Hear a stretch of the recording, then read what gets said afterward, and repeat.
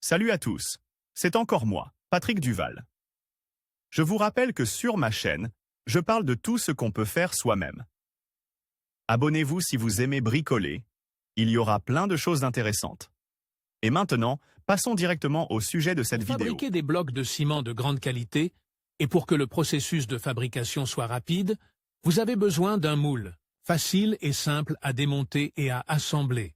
De préférence à partir de matériaux peu coûteux, il peut être fabriqué par n'importe quel adulte ayant des connaissances de base en menuiserie. Vous aurez besoin de une planche de bois, des vis, des charnières amortisées, une pâte avec un œillet, une planche de bois, tuyaux en PVC, sable, ciment et eau, graisse pour le moule, etc. Processus de fabrication d'un moule pliable pour bloc de ciment. Découpez deux fragments de 18,6 cm et de 19,30 cm chacun dans la planche de bois. Placez les deux plus grands morceaux sur les côtés longs, parallèles et opposés l'un à l'autre. Insérez les petits morceaux à l'intérieur en les faisant coïncider avec les extrémités des grands morceaux. Divisez la boîte obtenue en deux parties, chacune composée d'une pièce longue et d'une pièce courte. Fixez-les ensemble à l'aide de vis. Vissez deux charnières amortaises sur le bord libre de 19 cm de long de l'une des parties courtes. Remontez ensuite la boîte à partir des deux parties et fixez les ailes libres des charnières au côté adjacent de la pièce longue de Tatouaison et d'une, la deuxième partie de la boîte. Vissez la plaque de recouvrement à la pièce courte d'une partie de la boîte qui touche l'extrémité de la pièce longue de la deuxième partie de la boîte, de manière à ce qu'elle touche la pièce longue horizontalement. Insérez l'œillet dans la fente de la plaque de recouvrement et vissez-le. Fixez la plaque de recouvrement dans l'œillet à l'aide d'un goujon, placez la boîte assemblée sur une planche plus grande et tracez le périmètre intérieur à l'aide d'un crayon. Mettez 7-6 mètres de côté à partir des coins des petits côtés et tracez une ligne médiane. Mesurez 8 cm à partir des deux bords sur l'axe longitudinal et faites deux trous.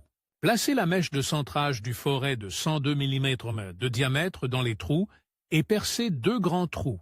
Coupez deux morceaux de 23,5 cm dans un tuyau en PVC de 100 mm de diamètre.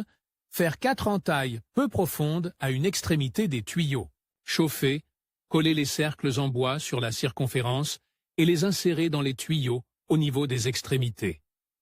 Faire 12 coupes verticales de 2 cm de profondeur de l'autre côté des tuyaux, les chauffer à la flamme et plier les pétales vers l'extérieur. Insérer les tuyaux avec les bouchons dans les trous de la planche jusqu'à la butée et visser les pétales de tuyaux à la planche. Vissez les lattes de bois sur le pourtour de la planche de base. Fixez deux autres bandes transversalement le long des bords de la base par le bas. Sur l'extérieur de la boîte, fixez des bandes de chaque côté à partir du haut et au milieu pour faciliter le travail avec le moule. Assemblez le moule et mesurez les dimensions intérieures. Largeur, 14 cm, longueur, 30 cm, hauteur, 17 mm. Les tiges qui forment les vides dans le bloc se trouvent à 200 mètres en dessous du sommet du moule. Vérifions le moule. Mélangez 6 portions de sable et une portion de ciment jusqu'à obtention d'un mélange homogène. Ajoutez de l'eau et continuez à mélanger, jusqu'à ce que vous obteniez un mortier qui ne s'effrite pas lorsqu'on le presse à la main.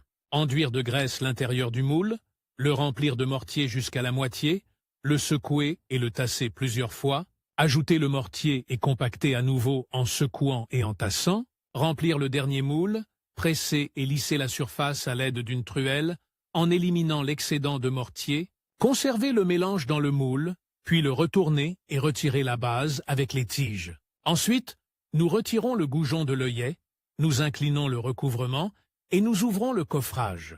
On obtient des blocs réguliers, denses et sans défaut.